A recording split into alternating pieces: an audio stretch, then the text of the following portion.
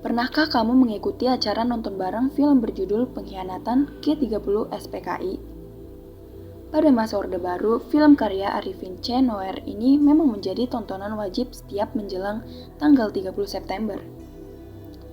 Tanggal tersebut diperingati sebagai peristiwa Gerakan 30 September atau G30S untuk mengenang peristiwa pembunuhan sejumlah jenderal yang kemudian dikubur dalam sumur yang sempit, dikenal sebagai lubang buaya.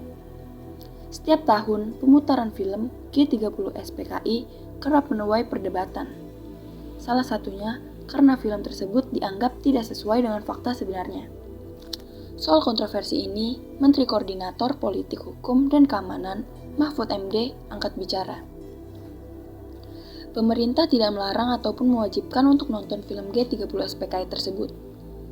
Kalau pakai istilah hukum Islam, itu mubah, silahkan saja. Cuit Mahfud di akun Twitter pribadinya. Mahfud sendiri mengatakan sempat menonton film tersebut di YouTube tadi malam. Mengapa soal pemutaran film Pengkhianatan G30 SPKI diributkan? Tidak ada yang melarang nonton atau menayangkan di TV. Mau nonton di YouTube juga bisa kapan saja. Tak usah nunggu bulan September. Semalam saya nonton lagi di YouTube, kendati bermuatan sejarah, ada sejumlah fakta-fakta film kontroversial dalam film produksi Perum Produksi Film Negara pada tahun 1984 ini. Berikut rangkumannya. Yang pertama, menampilkan sejumlah adegan kekerasan dan darah. Dilansir dari berbagai sumber, film Gerakan 30 September memuat berbagai adegan kekerasan yang tidak layak untuk ditonton anak-anak. Salah satunya ketika pasukan Cakrabirawa menembak Jenderal Ahmad Yani, wajah korban yang disilet oleh Gerwani, dan proses penyiksaan 4 pahlawan yang ditangkap hidup-hidup. Selain itu, masih ada adegan yang seharusnya tidak diperlihatkan dengan jelas di film tersebut, yaitu adegan di mana tubuh Ade Irma Nasution meneteskan darah.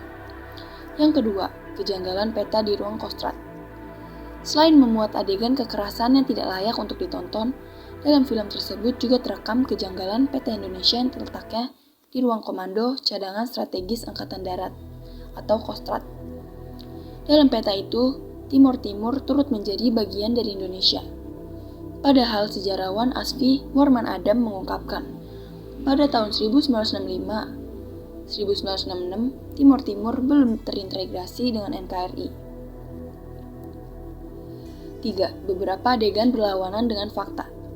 Dalam film tersebut diceritakan bahwa pemimpin Komite Sentral Partai Komunis Indonesia atau CCPKI, DN Aidit, merupakan seorang perokok.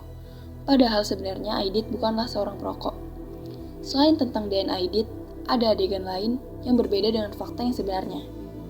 Film tersebut menggambarkan tentang siksaan yang diterima oleh para jenderal yang menjadi korban dalam peristiwa G30S. Namun berdasarkan visum et repertum yang dilaporkan oleh sejarawan Ben Anderson, kondisi jenazah korban pada peristiwa tersebut dipenuhi luka tembakan. Yang keempat, tontonan wajib pada masa Orde Baru.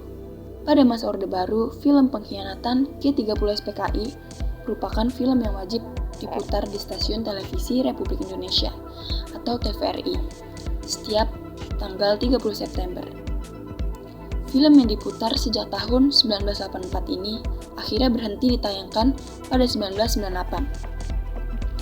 Film ini berhenti ditayangkan karena banyak masyarakat meragukan kebenaran apa yang digambarkan dalam film ini.